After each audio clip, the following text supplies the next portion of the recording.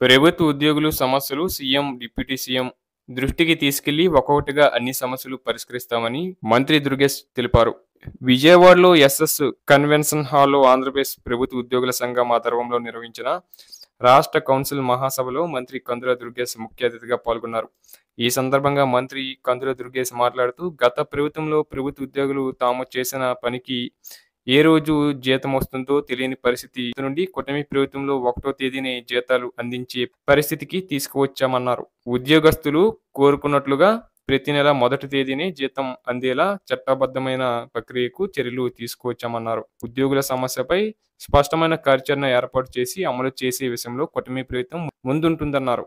ప్రభుత్వంతో చర్చించి ఉద్యోగులకు ఆమోదయోగ్యమైన నిర్ణయం తీసుకుంటామన్నారు.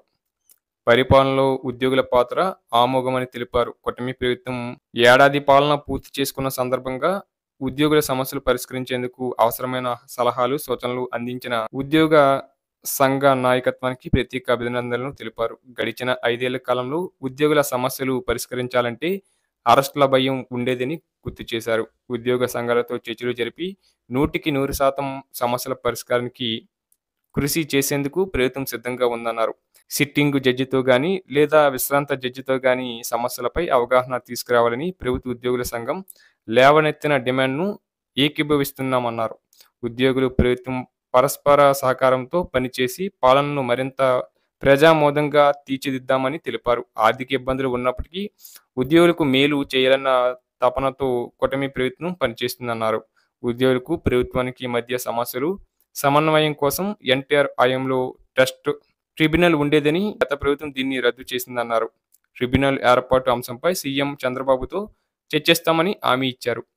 ముఖ్యమంత్రి చంద్రబాబు నాయుడు ఉద్యోగ సంఘాల విషయంలో నిబద్ధతతో పనిచేస్తున్నారని వివరించారు. ఎన్నికలకు ముందు ఇచ్చిన హామీ మేరకు సమస్యల పరిష్కారానికి కట్టుబడి ఉన్నామన్నారు. కూటమి ప్రభుత్వ ఏర్పాటులో ఉద్యోగుల పాత్ర మరవలేనిదని మంత్రి దుర్గేష్ తెలిపారు.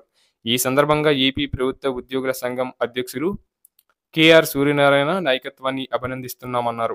ఉద్యోగుల సమస్యలపై సంఘ ప్రతినిధుల డిప్యూటీ సీఎంతో చర్చించేందుకు చొరవ తీసుకుంటున్నామన్నారు. అలాగే కార్యక్రమం అనంతరం ఉద్యోగ సంఘాలు మంత్రి కందుల దుర్గేష్ కు తమ డిమాండ్లతో కూడిన వినతి పత్రాన్ని అందించారు.